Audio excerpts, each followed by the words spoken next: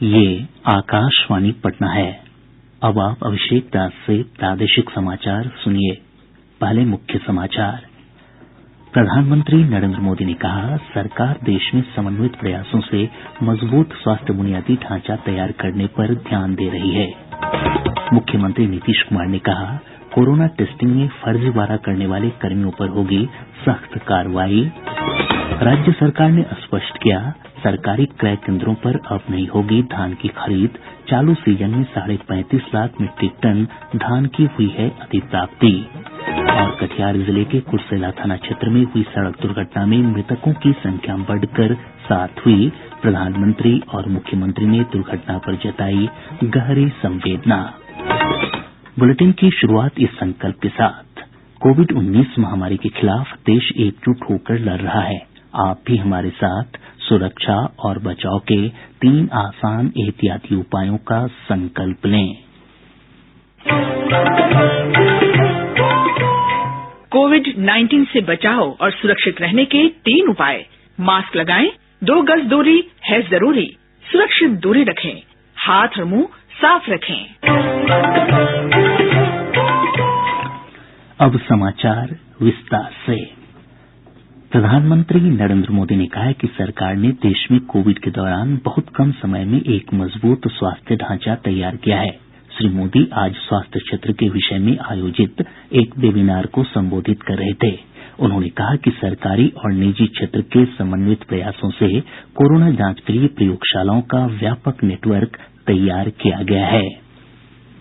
कुछ महीनों के भीतर ही जिस तरह देश ने करीब 2,500 लैब्स का नेटवर्क खड़ा किया, कुछ दर्जन टेस्ट से हम आज करीब 21 करोड़ टेस्ट के पड़ाव तक पहुंच पाए। ये सब सरकार और प्राइवेट सेक्टर के साथ मिलकर काम करने से ही संभव हुआ है।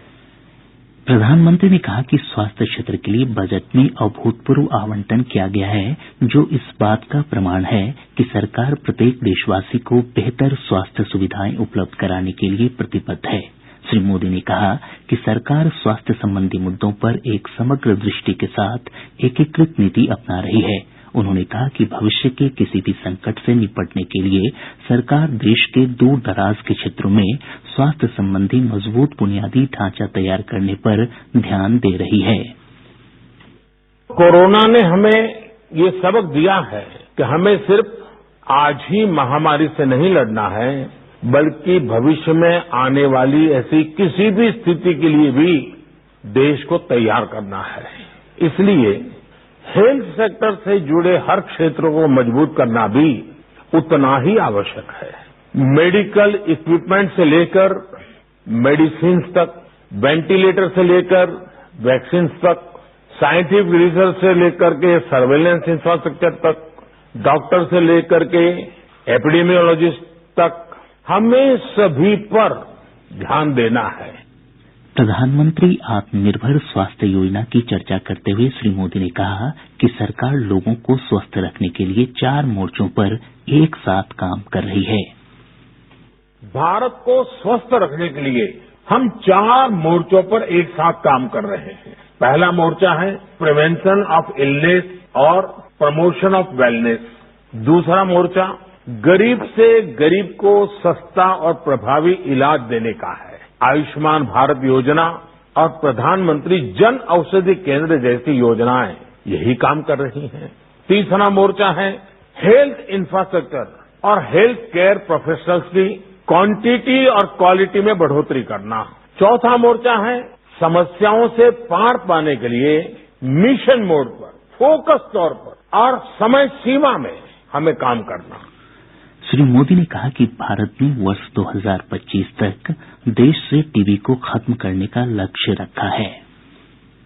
टीबी भी एक प्रकार से इन्फेक्टेड पर्सन के ड्रॉपलेट से ही फैलती है। टीबी की रोकथाम में भी मास्क पहनना, अर्ली डायग्नोसिस और ट्रीटमेंट, ये सारी बातें अहम है। ऐसे में कोरोना काल में जो हमें अनुभव मिला है, जो एक प्रकार से हिंदुस्तान के कॉमन मैन तक पहुंच चुका है, अब उसी हमारी प्रैक्टिसेस को हम टीबी के क्षेत्र में भी उसी मोड में काम करेंगे तो टीबी से जो हमें लड़ाई लड़नी है बहुत आसानी से हम जीत सकते हैं। प्रदेश में अब तक 5,25,864 लोगों को कोविड टीके की पहली खुराक दी गई है। स्वास्थ्य विभाग द्वारा प्राप्त जानकारी के अनुसार इनमें 3,98,562 स्वास्थ्यकर्मी और 1,27,302 अग्रिम पंक्ति के कार्यकर्ता शामिल हैं। वहीं 55,989 स्वास्थ्यकर्मियों को कोविड टीके की दूसरी खुराक दी जा चुकी है। इधर राज्य में कोविड से स्वस्थ होने की दर 99.2% हो गई है। स्वस्थ होने वालों की संख्या 2,07,147 है। वहीं सक्रिय मामलों की संख्या 560 है, जिसमें सबसे अधिक 218 मरीज पटना से हैं। जमुई, शेखपुरा और सुपौल में कोरोना का एक भी मामला नहीं है। कटिहार जिले के कुर्सेला थाना क्षेत्र अंतर्गत कोसी नदी पर बने कटरिया पुल पर आज तड़के हुई सड़क दुर्घटना में मृतकों की संख्या बढ़कर 7 हो गई है।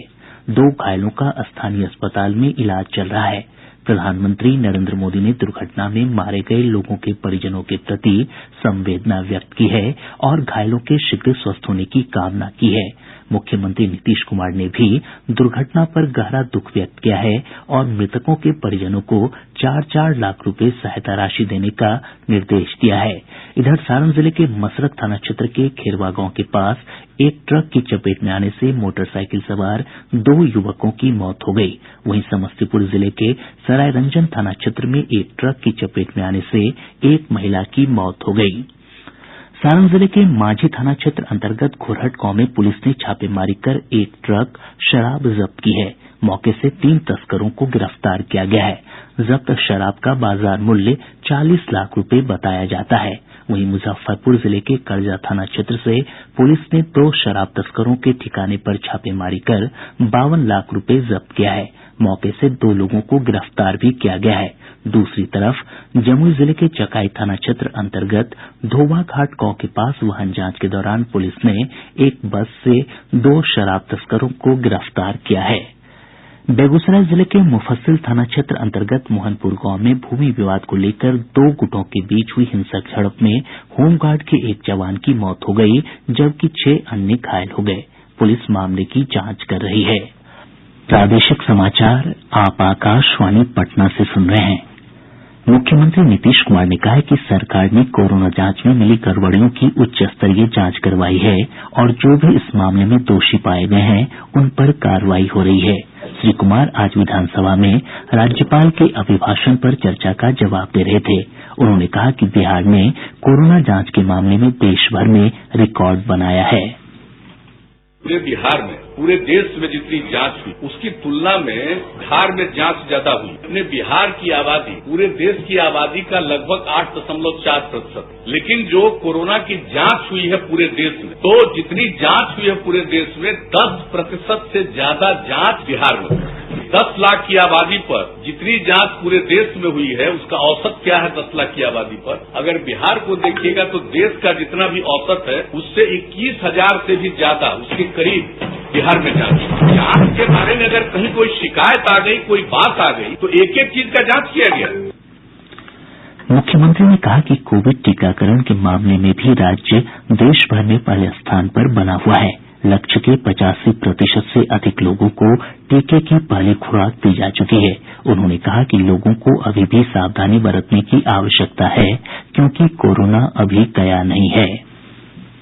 हो क्या गया है कि लोगों को अब एक तरह का कॉन्फिडेंस हो गया है, अब मान रहे हैं लोग कि अब आगे कुछ होना नहीं है, हम लोग बिल्कुल निश्चिंत हैं। लेकिन फिर भी हर तरह से सहयोग करना चाहिए, इसके लिए तो हम लोग करने की कोशिश कर रहे हैं। और एक बात हम आपको आश्वस्त करते हैं कि इस सिलसिले में अगर कोई भी सुझाव माननीय सदस्यों को अपने इलाके के बारे में है, जरूर उसके बारे में।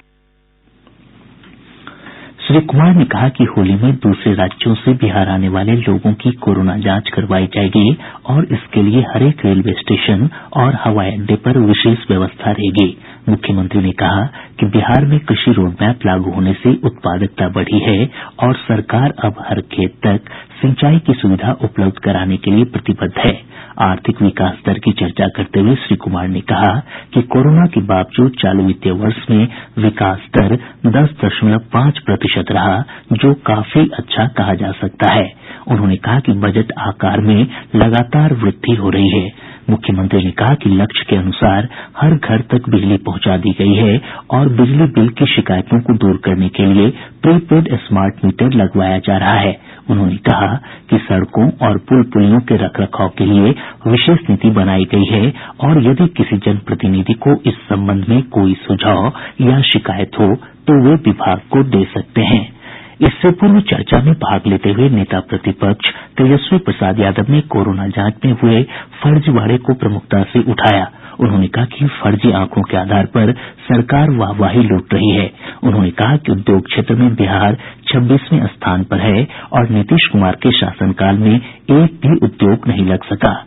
श्री यादव ने कहा कि बिहार में गरीबी बढ़कर 52% हो गई है और बेरोजगारी दर 46.6% है। उन्होंने सरकार से 20 लाख रोजगार देने की घोषणा का रोडमैप सदन में रखने का आग्रह किया। इससे पूर्व विधानमंडल के बजट सत्र के तीसरे दिन आज विधानसभा की कार्यवाही शुरू होते ही राजद और वाम दलों के सदस्यों ने धान अधिप्राप्ति की तिथि बढ़ाने की मांग को लेकर जमकर हंगामा किया। राजद सदस्य सुधाकर सिंह ने धान अधिप्राप्ति की तिथि 25 मार्च तक बढ़ाने की मांग की थी, जिस पर प्रभारी सहकारिता मंत्री अमरेंद्र प्रताप सिंह ने कहा कि 21 फरवरी तक 35.5 लाख मीट्रिक टन धान की खरीद हो चुकी है और यह अब तक की सबसे अधिक अधिप्राप्ति है। उन्होंने कहा कि किसानों के पास अब धान नहीं के बराबर बचा है और इसीलिए समय सीमा नहीं बढ़ाई जाएगी। वहीं एक प्रश्न के उत्तर में शिक्षा मंत्री विजय कुमार चौधरी ने स्पष्ट किया कि फर्जी दस्तावेजों के आधार पर नियोजित शिक्षक जिन्हें बर्खास्त किया जा चुका है उन्हें फिर से सेवा में रखे जाने का कोई सवाल ही नहीं है। नेता प्रतिपक्ष तेजस्वी प्रसाद यादव ने इंडिया इनोवेशन इंडेक्स 2020 की रिपोर्ट का हवाला देते हुए आरोप लगाया कि बिहार पिछले 15 वर्षों में शिक्षा के क्षेत्र में सबसे निचले पायदान पर पहुंच गया है। उन्होंने कहा कि इस रिपोर्ट के अनुसार बिहार शैक्षणिक स्तर में देश भर में सबसे नीचे है। इस सवाल के जवाब में श्री चौधरी ने कहा कि सरकार शिक्षा की स्थिति में सुधार के लिए लगातार काम कर रही है। 8,385 पंचायतों में उच्च माध्यमिक विद्यालयों की स्थापना की गई है। 6,000 माध्यमिक और उच्च माध्यमिक विद्यालयों में प्रयोगशाला को सुदृढ़ किया गया है। राजद के समीर महासेठ के एक सवाल के जवाब में शिक्षा मंत्री ने कहा कि जिन अनुमंडलों में एक भी डिग्री कॉलेज नहीं है वहां डिग्री कॉलेज खोले जा रहे हैं। सभा में मिथिलाक्षर लिपि की पढ़ाई का मामला दरभंगा के विधायक संजय सरावगी ने उठाया। उन्होंने इस लिपि को संरक्षित करने की आवश्यकता जताई। इधर विधान परिषद में आज की कार्यवाही कुल मिलाकर सुचारू रूप से चली। उद्योग मंत्री शाहनवाज हुसैन ने विधान पार्षद संजीव श्याम सिंह के एक सवाल के जवाब में कहा कि राज्य में नए उद्योगों की स्थापना को लेकर सरकार प्रतिबद्ध है। उन्होंने कहा कि राज्य में कृषि आधारित उद्योग और पेट्रोलियम से चलने वाले उद्योगों की अपार संभावनाएं हैं। उद्योग मंत्री ने कहा कि बायो वेस्ट इंडस्ट्री लगाने की भी संभावनाओं पर सरकार विचार कर रही है। केंद्र सरकार ने उस दावे का खंडन किया है जिसमें कहा गया है कि लोग प्रधानमंत्री ऋण योजना के तहत 1 से 2 लाख रुपए तक के कर्ज के लिए आवेदन कर सकते हैं। पत्र सूचना कार्यालय ने इस खबर को गलत बताते हुए कहा है कि केंद्र सरकार द्वारा इस तरह की कोई योजना नहीं चलाई जा रही है। केंद्रीय चयन पर्षद सिपाही भर्ती ने बिहार अग्निशमन सेवा में फायरमैन के 2,380 पदों के लिए आवेदन आमंत्रित किए हैं। आवेदन की प्रक्रिया कल से शुरू होगी। विशेष जानकारी परिषद की वेबसाइट पर उपलब्ध है। और अब अंत में मुख्य समाचार एक बार फिर।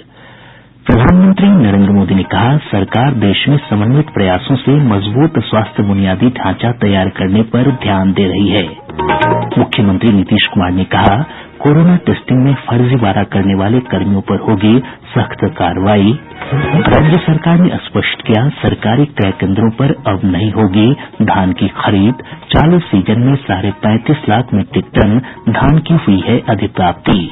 और कटिहार जिले के कुर्सेला थाना क्षेत्र में हुई सड़क दुर्घटना में मृतकों की संख्या बढ़कर 7 हुई। प्रधानमंत्री और मुख्यमंत्री ने दुर्घटना पर जताई गहरी संवेदना। इसके साथ ही आकाशवाणी पटना से प्रसारित प्रादेशिक समाचार का ये अंक समाप्त हुआ। कोविड-19 से बचाव और सुरक्षित रहने के 3 उपाय। मास्क लगाएं, 2 गज दूरी है जरूरी, सुरक्षित दूरी रखें, हाथ और मुंह साफ रखें।